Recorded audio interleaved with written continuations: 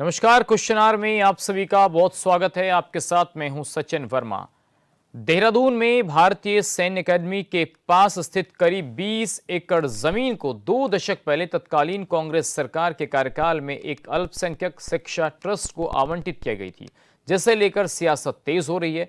कांग्रेस की मंशा पर सवाल उठाते हुए साफ कहा गया है कि देवभूमि की 1 इंच भी जमीन किसी को नहीं दी जाएगी। 2022 विधानसभा चुनाव से पहले कांग्रेस पार्टी के नेता जो मुस्लिम थे, उन्होंने यूनिवर्सिटी पर सफाई दी, लेकिन विवाद थम नहीं रहा है। 2022 चुनाव के बाद अब 2027 का चुनाव है और इससे पहले एक बार फिर मुस्लिम यूनिवर्सिटी का जिन बाहर आ गया है और राजनीति भी जमकर हो गई है। मामले में कांग्रेस नेता सफाई दे रहे हैं और खबर को झूठा बता रहे हैं। इधर सीएम का कहना है कि जो लोग सबूत मांग रहे हैं वो सहज पुरा कर देख लें। तो चलिए, यहां पर अब देखा जा रहा है किस तरीके से सियासी हमले हो रहे हैं इस मामले को लेकर। और उत्तराखंड के मुख्यमंत्री ने तो बिल्कुल कांग्रेस पर जमकर हमले बोले और ये कहा कि मुस्लिम यूनिवर्सिटी खड़ी करने की कांग्रेस लगातार कोशिशें कर रही थी। सवाल यह है कि 2022 में भी एक बार ये मुद्दा जमकर गूंजा और 2027 के चुनाव से पहले एक बार फिर इस मुद्दे का जो जिन है वो बाहर आ रहा है। अब इसके कई अलग अलग तरीके के मायने हैं। विपक्ष का यह कहना है कि बीजेपी हिंदू मुस्लिम की जमीन तैयार कर 2027 का चुनाव जीतना चाहती है, जबकि बीजेपी ने साफ कर दिया है कि कांग्रेस के जो नेता थे, प्रदेश उपाध्यक्ष थे, वो चाहते थे कि उनको सहसपुर से टिकट मिले।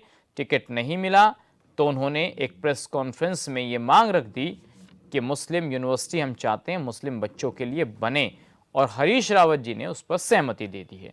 अब तमाम आरोपों की सियासत हो रही है। ऐसे मुद्दे पर आज बातचीत करेंगे। हमारे साथ कुछ खास मेहमान जुड़ गए हैं। प्रभा बंदुनी जी, बीजेपी के प्रवक्ता, हमारे साथ जुड़ चुके हैं। प्रभा जी, बहुत स्वागत आपका। आशीष सैनी जी, कांग्रेस के वरिष्ठ नेता, हमारे साथ हैं। आशीष जी, आपका भी स्वागत। अंकेश भंडारी मेरे साथ स्टूडियो में मौजूद है। अंकेश जी, आपका भी स्वागत। यूकेडी के प्रवक्ता हैं।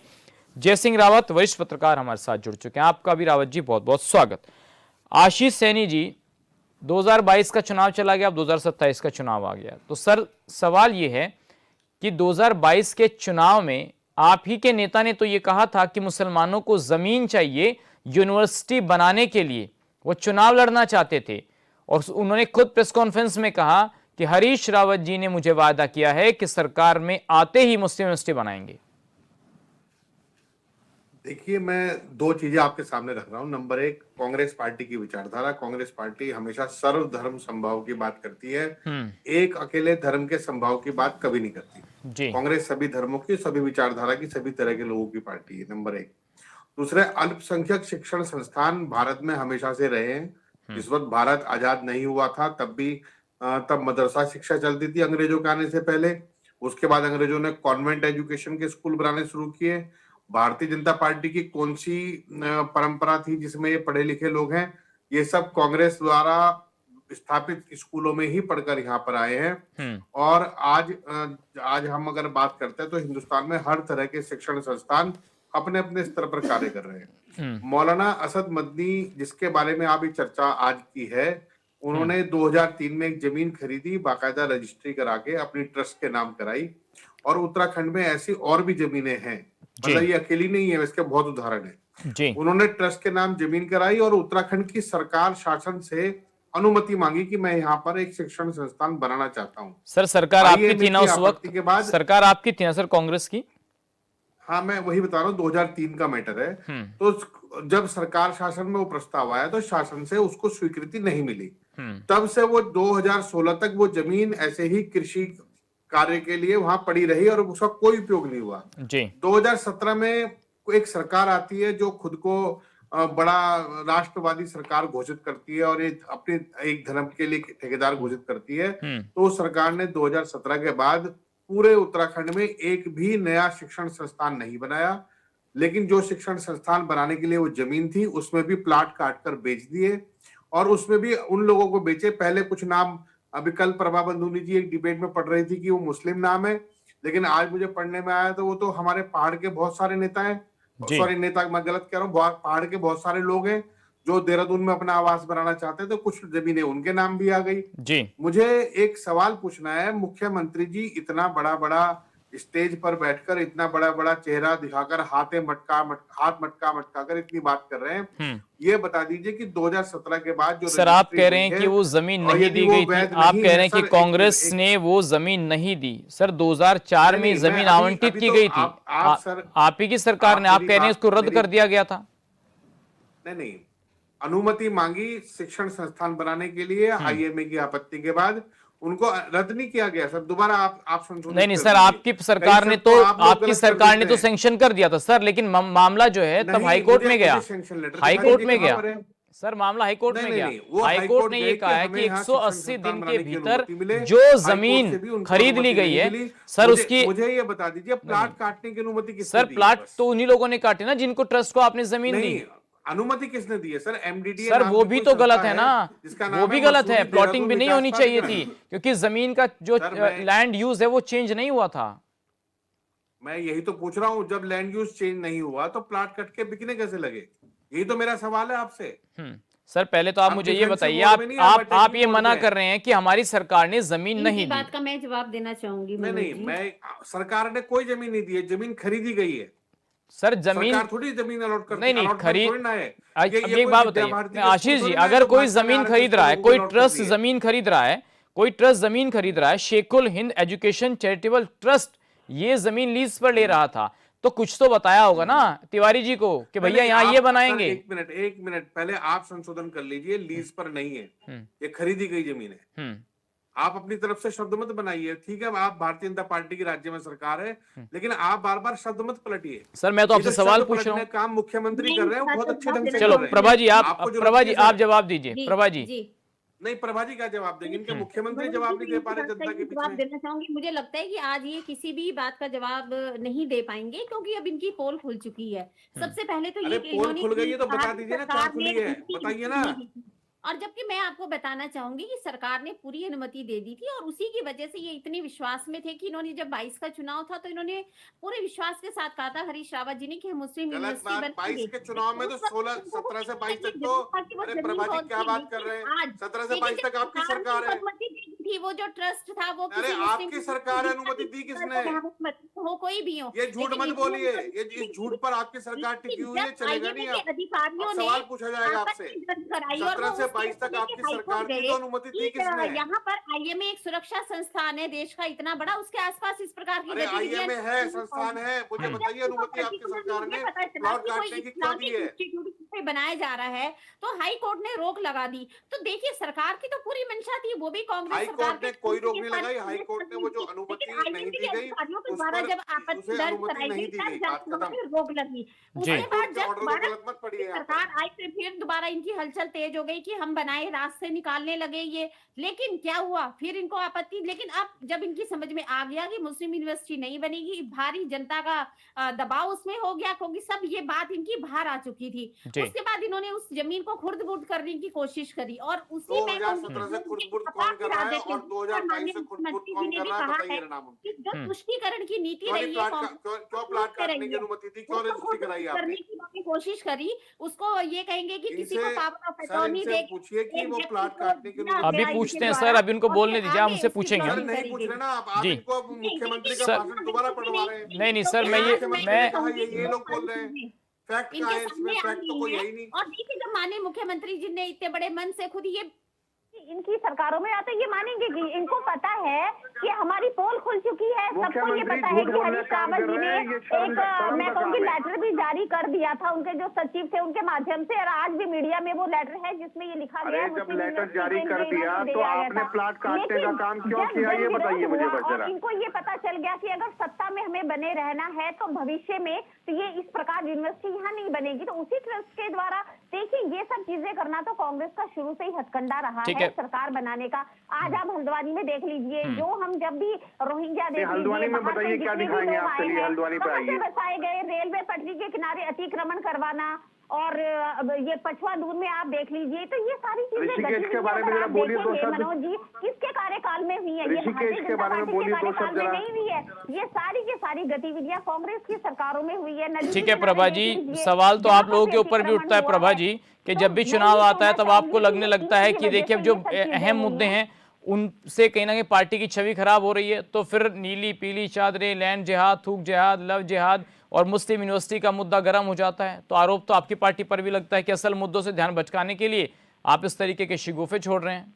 नहीं मनोज जी, मैं इस बात से बिल्कुल सहमत, ये शिगुफे नहीं है। देखिए ये बात तो सामने आई है ना, ये तो जब वहाँ पे पता चला कि खुद वो मनोज जी, जमीन की जा रही है और एमडीपीए ने वहाँ पर हस्तक्षेप किया, तो खुद ये चीजें समझ में आई हैं। और वो भी किसी विशेष संप्रदाय के लोग जो कि उत्तराखंड के नहीं है, बाहर से आ रहे हैं, उनको वो जमीनें दी जा रही है। कुछ 2-4 लोग बीच में होंगे जिनको, जो यहाँ के थे, बाकी सब बाहर से लोग बसाए गए। तो जब ये चीजें संज्ञान में आई तब सरकार ने तुरंत इसको लेके एमडीडीए ने वहाँ पे कार्रवाई करी और बोर्ड लगा दिया कि ये तो कृषि भूमि है, लैंड यूज को आपने चेंज करवाया नहीं है। तो ये सब गतिविधियां क्या चल रही थी वहाँ पर। तो जैसे ही संज्ञान में ये चीजें आई तो तुरंत उस पर रोक लगा दी गई है। लेकिन अब वो चीज, अब ये कह रहे हैं कि नहीं हमारी तो ऐसी कोई मंशा नहीं थी। ये मंचों से बड़े बड़े, जब 2022 का चुनाव था हम सबने देखा था, हरीश रावत जी कहते थे मुस्लिम यूनिवर्सिटी में बनाऊंगा। क्या ये उस बात, चलिए इसका कोई आधिकारिक रिकॉर्ड नहीं है प्रभा जी, कोई रिकॉर्ड नहीं है, कोई वीडियो नहीं है, सरकार के पास कोई इसका आंकड़ा नहीं है। ये ऐसे कह देना कि हरीश रावत ने कहा था। ये डिबेट में आप ये देखेंगे 2022 की एक डिबेट है, उसमें एक इनके भी प्रवक्ता थे, उन्होंने इस बात को कंफर्म भी किया है कि बिल्कुल वहाँ पे मुस्लिम यूनिवर्सिटी हम बनाएंगे। ऐसा नहीं है, जब अगर ये लोग कहेंगे तो आने वाले समय में वो चीजें भी निकल के बाहर आ जाएंगी जहाँ इन लोगों ने, इनके प्रवक्ताओं ने स्वीकारा है। ठीक है प्रभा जी, मैं आऊंगा आपके पास। जी अंकेश भंडारी, आपको क्या लगता है अगर जमीन दी गई थी, देखिए आशीष जी कह रहे हैं कि जमीन नहीं दी गई थी, लेकिन जमीन शेखुल हिंद एजुकेशन चैरिटेबल ट्रस्ट को दी गई थी, तो क्या मकसद था उसका?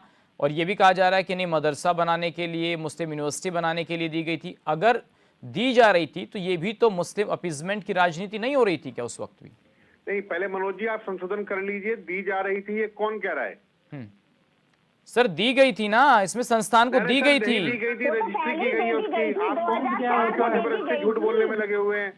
रजिस्ट्री है सरकार के रिकॉर्ड में। ठीक है सर, मैं आशीष जी, अब मैं दोबारा सवाल पूछूंगा आपसे, आप बोलिए सर। कृषि भूमि दी जाती है क्या, ये बताइए जरा पहले। सर कृषि भूमि खरीदी जाती है ना, तो खरीदी गई ना, अनुमति दी गई। क्या मतलब है सर? अनुमति दी गई। आप ये कह रहे हैं कि मुख्यमंत्री जी ने अलॉट कर दी सर, अनुमति दी गई, अनुमति दी गई ना सर जमीन खरीदने के लिए। ठीक है, आप बोलिए सर। अंकेश भंडारी जी आप बोलिए। नहीं, आशीष जी मैं आऊंगा आपके पास। भाई ये प्रकरण जो है 2004 का है और 2004 का प्रकरण आज 2026 में उठना, तो ये मुझे लगता है कि कहीं ना कहीं बड़ा दुर्भाग्य है। इन पिछले 9 वर्षों में आप बताइए प्रदेश में किसकी सरकार चल रही है, और यदि जिसकी सरकार चल रही है उसके द्वारा स्वयं पर ही प्रश्न चिन्ह खड़े किए जा रहे हैं। यदि उसकी देखरेख में इस प्रकार के क्रियाकलाप इस प्रदेश में हो रहे हैं तो प्रश्न चिन्ह किस पर खड़ा होना चाहिए? उसकी सरकार पर होनी चाहिए ना, उनकी सरकार पर होना चाहिए। आज जिस प्रकार से ये जो है, जो इस प्रदेश में आप देख होंगे, कल की घटना है हल्द्वानी में जो है 2 बच्चों की सर कुचल करके पत्थर से जो है हत्या कर दी गई। देहरादून जो है पुलिस मुख्यालय से 1 किलोमीटर मात्र की दूरी पर जो है लगातार इस प्रकार की घटनाएं हो रही हैं, उन पर कौन बात करेगा? लेकिन आज इस पार्टी को जो है जब अपने उसके लायक मुद्दे दिखते हैं कि हम कैसे प्रदेश की जनता को बरगलाएं, कैसे उन गौड़ जो अपन असल मुद्दे हैं उनको गौड़ करके इस प्रकार के जो शिगुफे जो राजनीति के समय समय पर छोड़ते रहते हैं, उस शिगुफे के लिए, ताकि इनकी जो राजनीति है जिसके लिए प्रदेश को इन्होंने जो है चुना है आज, कि हम इस प्रकार की राजनीतियां आसानी से कर सकते हैं, यहाँ के लोगों को हम बरगला सकते हैं, ये आज उसी धरे पर चल रहे हैं। और इस प्रदेश का नाश करने में सबसे बड़ा यदि योगदान है तो इस सरकार का योगदान है। आप देखिए किसी भी तरह से आज पहाड़ों में जो है विकट परिस्थितियां हैं। हमारे तराई भाबर के क्षेत्र देखिए, स्वास्थ्य के क्या बुरे हाल है। हरिद्वार में देखिए आप क्या बुरे हाल है, चाहे उधम सिंह नगर में जाइए आप क्या बुरे हाल है।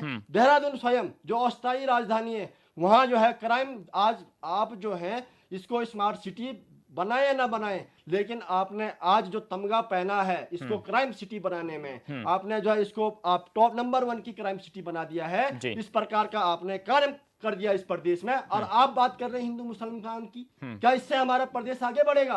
आज प्रदेश में तमाम जन मुद्दे हैं जिनके लिए आवाज तो सर आप चाहते थे कि वो जो जमीन दी गई है जो है सचिन भाई, इस प्रकार से यदि जो मुखिया इस प्रदेश का जिसको नियुक्त किया गया इस प्रदेश की तमाम जन समस्याओं को समाधान करने के लिए, वो जो है उलूल जुलूल बातें करके इस प्रदेश की जनता को भ्रमित करने का काम कर रहा है। और इस प्रकार के मुखिया को इस्तीफा दे देना चाहिए, जिससे जो है यहाँ की प्रदेश की कानून व्यवस्था नहीं संभल पा रही है। जिससे इस कानून में जीरो टॉलरेंस की आप बात करते हैं, जीरो टॉलरेंस आप करप्शन, जीरो करप्शन की आप बात करते हैं, पूरे प्रदेश में जो है चरम पर भ्रष्टाचार है, उसको है। जब आप नहीं कर पा रहे सही, तो आप इस्तीफा दे दीजिए। आप जैसे चलिए, आप निकम्मे इस्तीफा मांग आदमी रहे, को ठीक है। इस्तीफा देना चाहिए। मैं इस सरकार से। जय सिंह रावत जी से पूछ लेता हूँ। जय सिंह रावत जी, कई बार जो मैं बात बोल रहा हूँ उसमें आशीष जी को कुछ दिक्कतें हो रही हैं, तो सर आप भी तमाम चीज़ों को देख रहे हैं, समझ रहे हैं, आपको क्या लगता है कि जो ज़मीन दी गई, खरीदी गई, जैसा कि भाई साहब कह रहे हैं आशीष जी, उसका क्या पर्पस था, किसने दी, क्या उसका मकसद है और अब क्यों विवाद हो रहा है? बन रही थी या नहीं बन रही थी, इसका जवाब तो कांग्रेस के प्रवक्ता देंगे। हमको तो कहीं नजर कांग्रेस के उसका दृष्टि पत्र या उनका वो होता है एजेंडे में कहीं नजर नहीं आया। हो सकता है बीजेपी कोई हो, मुझे इसकी जानकारी नहीं है। ओके, लेकिन जो बात ये उठा रहे हैं वो लोगों शायद फंडामेंटल की राइट जो होते हैं ना संविधान में जो दिए गए हैं, मौलिक अधिकार दिए गए हैं, हर नागरिक को दिए गए हैं, उसका अनुच्छेद 30, इन लोगों को कहो अनुच्छेद 30 आपने पढ़ा या नहीं पढ़ा, जो संविधान का मौलिक अधिकार देता हर नागरिक को, वो कहता है कि धार्मिक और भाषाई आधार पर शिक्षण संस्थाएं चलाना और खोलने का फंडामेंटल राइट है। अगर मैं ईसाई हूं तो मैं ईसाई चल रहे हैं, मिशनरी के स्कूल चल रहे हैं, आज से थोड़ी चल रहे हैं जी। उत्तराखंड में आज से भी 1800 कुछ से चल रहे हैं, मिशनरी के स्कूल चल रहे हैं, देहरादून में कई मिशनरी स्कूल चल रहे हैं। ये क्या कहते हैं, जामिया मिलिया क्या है आपका, अलीगढ़ मुस्लिम यूनिवर्सिटी क्या है आपका, बनारस हिंदू विश्वविद्यालय क्या है। तो इस तरह हर नागरिक को ये फंडामेंटल राइट है, वो देहरादून में खोले, वो जहां पर भी खोल सकता है, वो मुस्लिम यूनिवर्सिटी खोले, क्या कहते हैं आपका चर्च खोले, कुछ भी खोले, ये फंडामेंटल राइट है।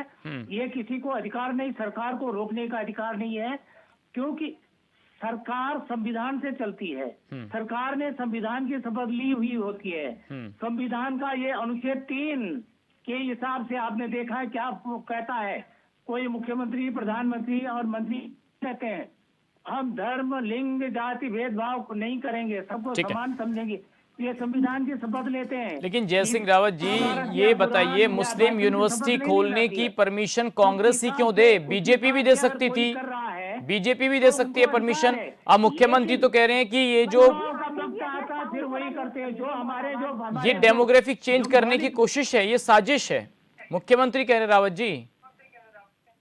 अरे मुख्यमंत्री को जानकारी होनी चाहिए ना कि अनुच्छेद 30 क्या है, मुख्यमंत्री का ये संवैधानिक अधिकार क्या है।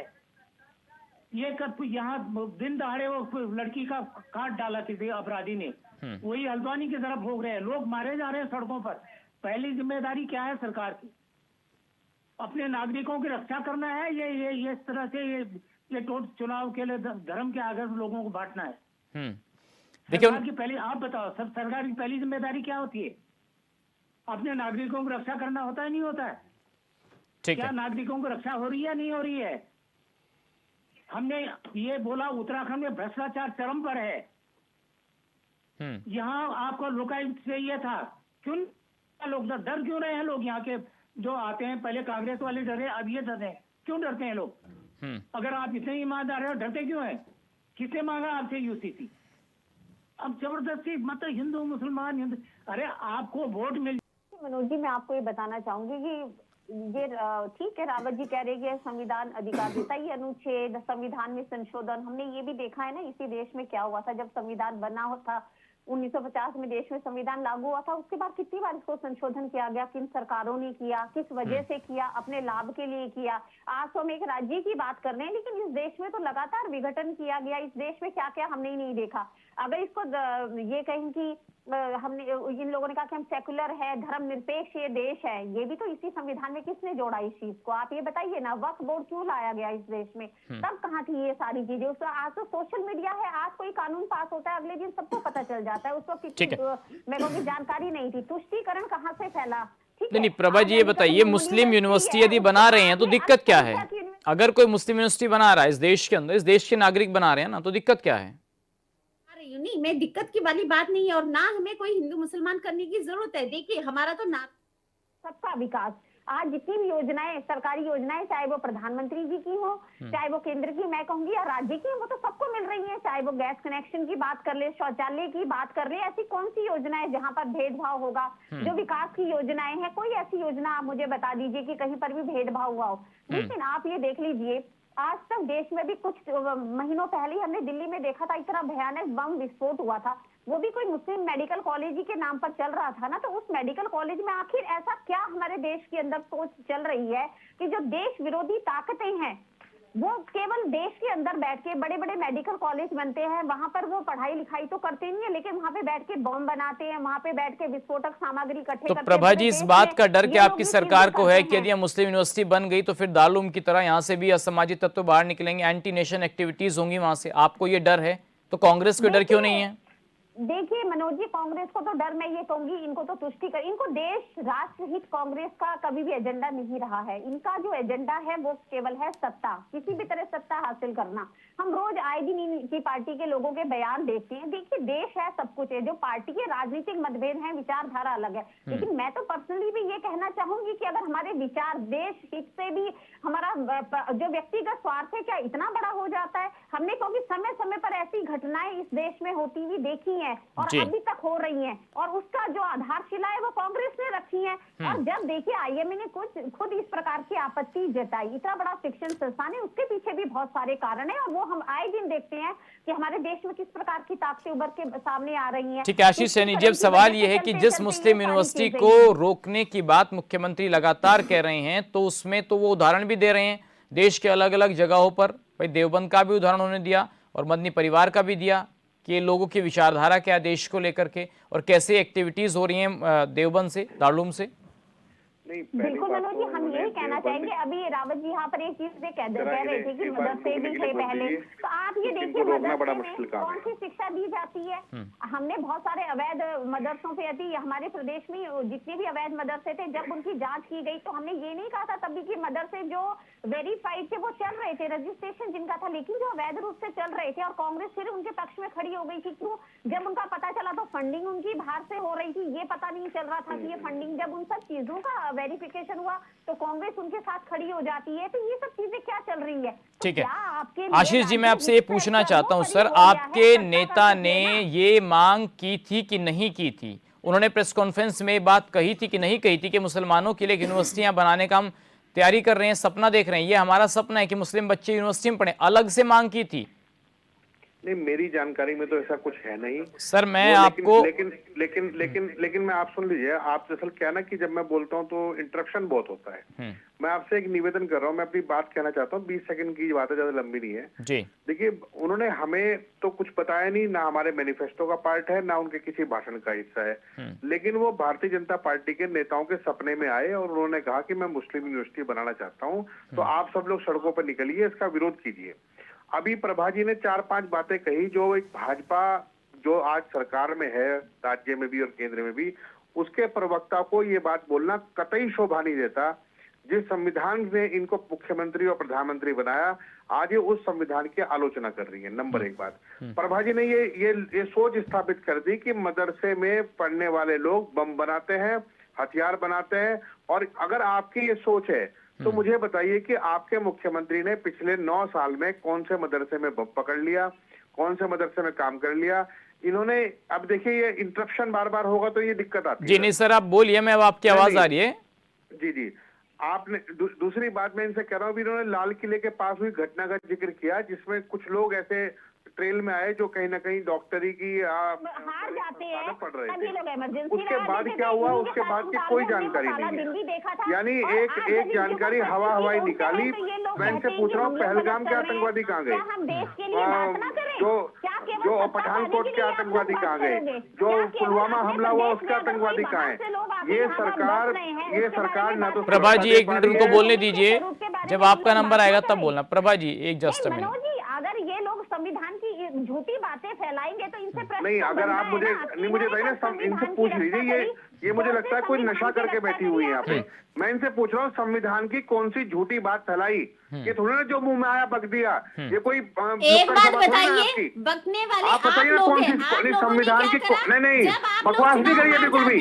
संविधान की कौन सी झूठ बताई गई है, बताइए एक बार। जो मुंह में आया वही बोल दे रहे, कुछ तमीज है भी या नहीं है? नहीं, ऐसे राष्ट्रीय चैनल पर बैठे हैं, ऐसे नहीं, संविधान के किस झूठ को हमने फैलाया, बताइए जरा एक बार। ऐसे तो नहीं चलेगा ना प्रभा जी, आप उनको बोलने दीजिए। Prabha ji just a minute, उनको ये बोले, लेकिन बात वो बोले ना कि जो सही हो। दरअसल मैं मनोज जी, मैं एक बात बता दूं, इनको ये ट्रेनिंग मिली हुई है कि इन्हें चैनल पर बैठकर उल्टी सीधी बातें करनी है। इनके प्रवक्ता हुआ करते थे संबित पात्रा, जिस वक्त देश में कोविड आया और वो डॉक्टर और सर्जन थे, जब कोविड आया तो मास्क सिलने का काम कर रहे थे। ये झूठे और फरेबी लोग हैं। इनके फरेब में मैं आपको एक उदाहरण देना चाहता हूं, अगर इनकी क्षमता होगी तो ये कुछ कर देंगे। मैं ये कह रहा हूं कि उत्तराखंड राज्य में शिक्षा को लेकर कौन से संस्थान की स्थापना इन्होंने की है, वो बताइए। मुस्लिम यूनिवर्सिटी है नहीं है, किसने कही किसने नहीं कही, वो चर्चा आप कर ही नहीं सकते, क्योंकि आप जबरदस्ती मान के बैठे हुए हैं कि कांग्रेस ने मुस्लिम यूनिवर्सिटी बनाने की बात की। हमने पूरे हिंदुस्तान में शिक्षण संस्थान स्थापित किए। आप बताइए भारतीय जनता पार्टी की विचारधारा ने कौन से संस्थान स्थापित किए? जैसे दिल्ली में JNU यूनिवर्सिटी बना रखी है, ऐसे इन्होंने यहाँ मुस्लिम यूनिवर्सिटी बना ली। ये जो मुख्यमंत्री है इतने निकम्मे और नाकारा है कि इसी मुस्लिम यूनिवर्सिटी के नाम पर चुनाव जीतना चाहते हैं। काम बताने के लिए कुछ नहीं है। जंगल से लेकर जमीन तक आप और शिक्षा से लेकर स्वास्थ्य तक सब बर्बाद हुआ पड़ा उत्तराखंड में, लेकिन इन्हें मुस्लिम यूनिवर्सिटी की पड़ी हुई है। इनके मुख्यमंत्री बहुउद्देशीय शिविर में ये नहीं बताएंगे कि हमने क्या काम किए हैं, लेकिन ये बताएंगे जी मुस्लिम यूनिवर्सिटी बन रही है। अरे भाई, जब मुस्लिम यूनिवर्सिटी बन रही है, 9 साल से आपकी सरकार है, आप परमिशन कैंसिल कर देते। क्यों प्लाट बेचकर कमीशन खाई आपके मुख्यमंत्री ने और भारतीय जनता पार्टी के नेताओं ने? तब तो इन्हें कमीशन खोरी दिखाई दे रही थी। मुझे बताइए ना प्लॉट कैसे बिके, और वो प्लॉट अगर मुसलमानों को बिके तो हिंदुओं को कैसे बिके? बताइए जरा, क्यों इन्होंने हिंदुओं की संपत्ति जमा पूंजी को बर्बाद करने का काम किया? यहाँ पर बैठकर इधर उधर की बकवास करते हैं, संविधान का झूठ बोल दिया। अरे कौन सा झूठ बोल दिया? तमीज तो सीख लिए पहले बोलने की। ठीक है, मैं आऊंगा आशीष जी, जस्ट मैं होल्ड सर। देखिए इनकी स्थिति ठीक है सर, आप दोनों अपनी अपनी बात रख रहे हैं। मैं जय सिंह रावत जी आपसे पूछना चाहता हूँ। जय सिंह रावत जी, अभी थोड़ी देर पहले आप संविधान का हवाला दे रहे थे सर, लेकिन एक मिनट प्रभा जी, एक मिनट, जो भी कर लो, सत्ता आपको उत्तराखंड की जनता माफ नहीं करेगी। प्रभा जी, एक हमें मालूम है कि आप चोर हैं, वोट चोर हैं आप। प्रभा जी, चोरी के भरोसे बैठे हुए हैं। Ashish ji, Prabha ji just a minute, आप दोनों ही बोलते रहेंगे तो फिर और लोगों को मौका नहीं मिलेगा ना। आप दोनों बिहार में जाओगे, आप नहीं, ये लगातार बोल रही है। प्रभा जी, एक मिनट, मुझे लगता है कोई नशा प्रभा जी, प्रभा जी, हरकत नहीं करनी चाहिए ना यहाँ पे। यहाँ की सारी हमारी जो भी चीजें, मतलब मैं पूछ रहा हूँ मुख्यमंत्री प्रभा जी, ऐसे बिना तथ्यों के आधार पर ही बोलेंगे तो सबको समझ में आएगा ना। प्रभा जी, तथ्यों के आधार पर हम लोग बोलें तो ज्यादा बेटर समझ में आएगा। देखिए ये मंच है आपको अपनी बात रखने का, ये पॉलिटिकल मंच नहीं है प्रभा जी, आशीष जी, कि आप इस तरीके की बातें यहाँ पर करें, एक दूसरे के लिए गलत शब्दों का इस्तेमाल ना करें प्लीज। मैं रावत जी आपसे पूछना चाहता हूं, 2004 का मसला 2022 में 2027 में फिर जाग रहा है, तो सवाल ये है कि अगर जमीन दी गई तो सर मैं आपसे दोबारा फिर पूछूंगा, आप संविधान की बात कर रहे थे, जमीन देने का मकसद आपको नहीं लगता कि वहां पर एक ऐसी यूनिवर्सिटी तैयार करना है जहां सिर्फ मुस्लिम बच्चे पढ़ेंगे? और खुद अकील अहमद जो कांग्रेस के प्रदेश उपाध्यक्ष थे, उन्होंने खुद ये मांग रखी थी कि होना चाहिए, और हरीश रावत जी ने कहा था कि हम सीएम बनेंगे, सरकार आएगी तो आपकी हर मांग को मान लिया जाएगा। इसमें कितनी सच्चाई है सर? आप सुनो, जो जामिया यूनिवर्सिटी है उसमें क्या केवल मुसलमानों के बच्चे पढ़ते हैं? क्या अलीगढ़ मुस्लिम यूनिवर्सिटी में केवल सर मांग तो मुस्लिम बच्चों के लिए की गई थी ना, पढ़ने के लिए कोई पढ़ सकता है। और कितने बच्चे पढ़ रहे हैं, परसेंटेज देखिए तो सुन लो, कितना भी पढ़ रहे हैं लेकिन पढ़ते। और दूसरी बात सुन लो भाई, कोई यूनिवर्सिटी खुलती है तो वो उसको पास कौन करता है? विधानसभा करती है, नहीं करती? ऐसा थोड़ी जो वे आ जाए जब मर्जी जहां पर आए यूनिवर्सिटी खोल दे। अरे अगर मुस्लिम यूनिवर्सिटी भी होगी तो जब तक विधानसभा उसको पास नहीं करेगी, यूनिवर्सिटी एक्ट जब तक पास नहीं करेगी तब तक नहीं खुल सकती।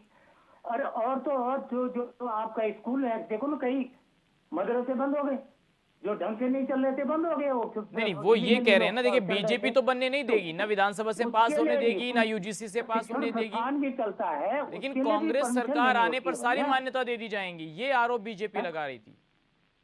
मैं कह रहा हूँ कि किसी को हिंदू हो मुसलमान हो अपने धर्म के आधार पर तो कर है, वो संविधान अनुच्छेद 25 से लेके 29 तक है।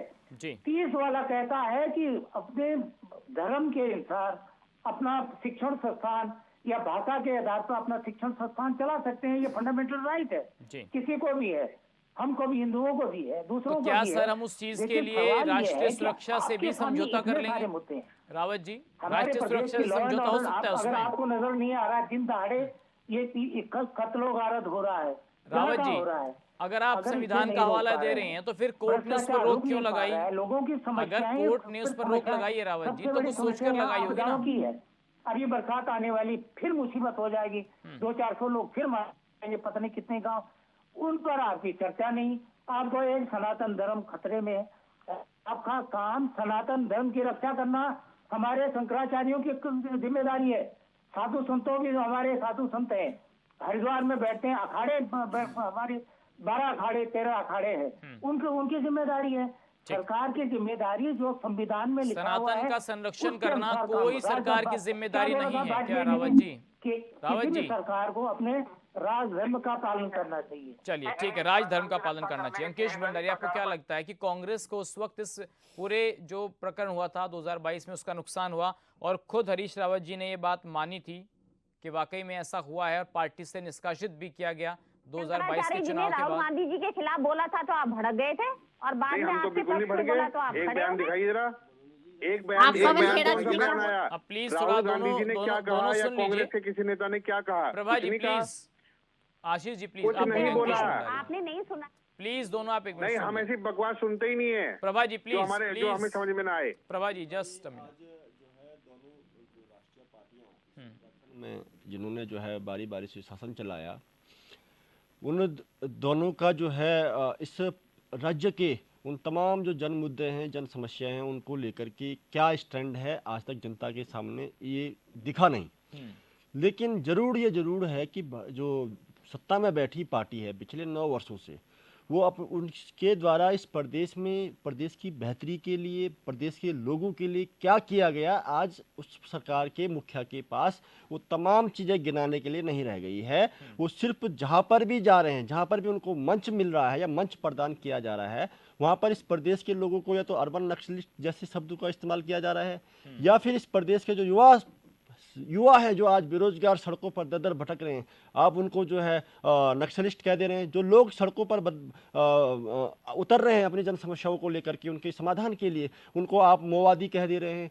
जो लोग जो हैं आपदा से प्रभावित हैं, पीड़ित हैं, उनकी आप सुध लेने तक की कोई आपकी पास कोई वही नहीं है कि आप वहाँ पे उनको भेजें, प्रशासन को भेजें। आज तक जो है थराली में, अभी हालांकि थराली से मैं आया, वहाँ पे मैं मुआयना भी किया, मौके मुआयना पे मैं गया, चाहे चेपड़ों में गया मैं, चाहे राड़ीबगड़ में गया, सगवाड़ में गया, थराली में गया, तो सचिन भाई आज भी उस वहाँ की जो हालत है वो जस की तस बनी हुई है। और मैं आपको सबसे बड़ी चौंकाने वाली बात बता रहा हूँ कि वहाँ पर जो स्थानीय लोग हैं उनको जो है मुआवजा राशि तक अभी तक नहीं मिली सरकार के द्वारा। ठीक, जो सरकार बार बार ढोल पीटती है कि हमने इतना पैसा दे दिया, इतना बजट दे दिया, इतना कर दिया, उतना कर दिया, लेकिन उसकी कोई बात नहीं कर रहा है। ठीक, उसके बाद आप देखें आज जो सरकार दम्भ भरती है कि हम जीरो टॉलरेंस की हम बात करते हैं, वो भ्रष्टाचार में हम जीरो टॉलरेंस की बात करते हैं, उसके जो है अधिकारी से लेकर के मंत्रीगण, यहाँ तक कि मंत्रीगण भी जो है उस तमाम चीज़ों में संलिप्त हैं। चाहे सैन्यधाम का मामला आप देखिए, आप बात करते हैं राष्ट्रवाद की, आप बात करते हैं हमारे इस प्रदेश जो सैन्य बहुल्य प्रदेश है उनके सम्मान पर आप जो है चोट पहुँचाने का काम करते हो। सैन्यधाम में आपने जो भ्रष्टाचार की भेंट करवा दी, आज तिलांजलि चढ़ा दी उस सैन्यधाम को, और उसमें जो मंत्री संलिप्त है आज उसके खिलाफ जो है आप जो है फाइल को आगे नहीं बढ़ने दे रहे हैं। क्यों भाई, क्या कारण है? आयु से अधिक की संपत्ति उस मंत्री की कैसे हो गई?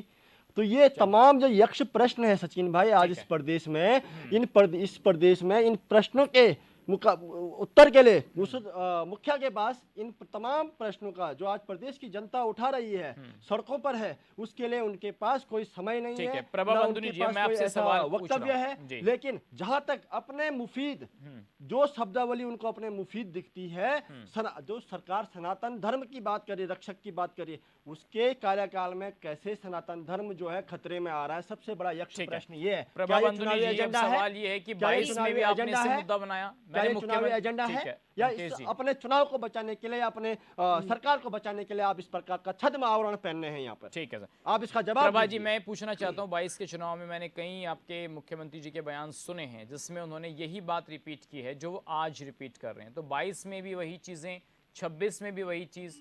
तो अगर ये इतना ही चीज खराब थी तो 22 में इसको ढहा देते, 23 में कर देते, क्योंकि मसला तो 2004 से रेगुलरली चल रहा है, कोर्ट का भी डिसीजन इसमें आ चुका था पहले ही। सचिन भाई, एक चीज और जोड़ूंगा आपके उसमें, आखिर ये चुनाव के समय ही ये प्रश्न क्यों खड़ा होता है, आखिर क्यों?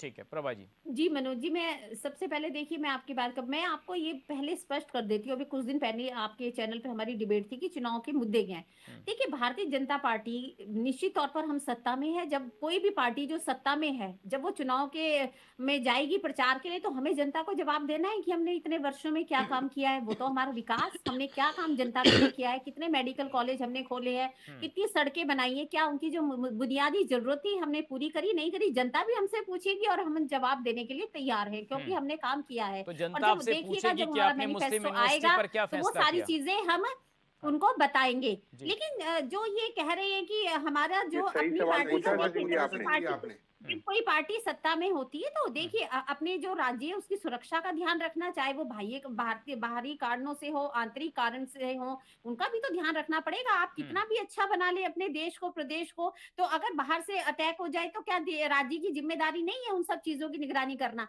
और देखिए, जो ये आप लैंड यूज वाली बात कर रहे हो, ये वाला केस तो पाकिस्तान के सामने घुटने टेक दिए, उत्तराखंड की रक्षा विफल है। आप ये बोलोगे अपने प्रदेश के लोग हैं, सुरक्षा में क्यों विफल हो रही है आपकी सरकार? क्यों उनको सुरक्षा प्रदान नहीं कर पा रही है? जिस प्रकार से देहरादून के 1 किलोमीटर के दायरे में लगातार 5 दिनों से इस प्रकार की घटनाएं हो रही है, हल्द्वानी में घटनाएं हो रही है, इसका जवाब कौन देगा?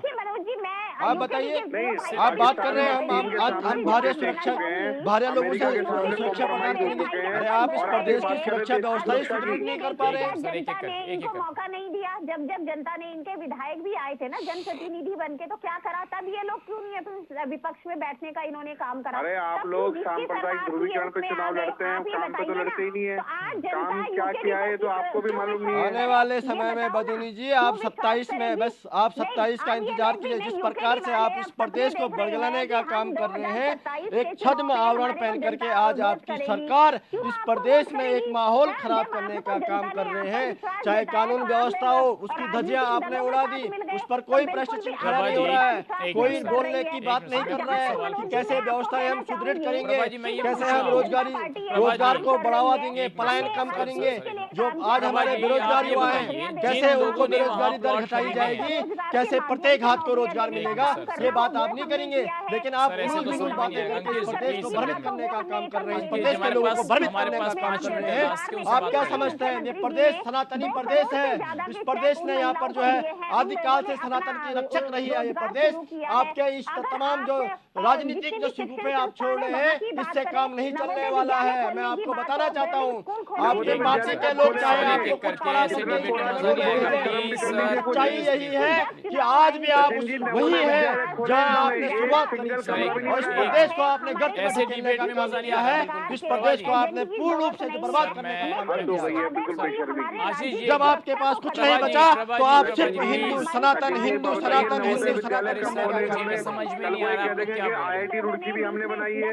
आशीष जी, इन्हें ऐसे शर्म तो भी नहीं आ रही झूठ प्रभा बोलते हुए। जी, एक पता नहीं क्या स्थिति है, क्या मतलब आज क्या मुसीबत इनके ऊपर आ गई है। आप लोग सब लगातार इतने झूठी बोलती समझदार चली जा रही है। पैनलिस्ट हैं, लेकिन आप लोग समझ नहीं पा रहे हैं। आप तीनों बोल रहे हैं तो इसे किसको क्या नहीं, समझ में आएगी? मैं इसलिए कह रहा हूँ सर, आपने भाजपा प्रवक्ता को जिस अनवरत तरीके से बोलने की अनुमति दी है, इसका मतलब आप डिबेट नहीं चाह रहे हैं। नहीं ये सर, भाजपा वाले सर मैं तो बहुत देर से बोल रहा सीधी बात हूँ, करते मैं तो बहुत देर से बोल रहा हूँ कि किसी को समझ नहीं आ रहा है। जो जिस पे चर्चा है प्रभा जी, मैं बोलूं तो मीठा मीठा, दूसरा नहीं, इतनी खराब प्रवक्ता नहीं भेजनी चाहिए भाजपा को। प्रभा जी, आप सरकार खराब है तो सुनते नहीं है ना। प्रभा जी प्लीज, ऐसे कुछ समझ जी, मैं इनको यही कहना ये ऐसी बोलती एक-एक रहेंगी, करके। यही आदत है इनकी, ये इनकी हैबिट है, पूरा टाइम ऐसे ही बर्बाद करेंगी, इनका काम है प्रभा ये। जी आप मेरे सवाल का जवाब देंगी?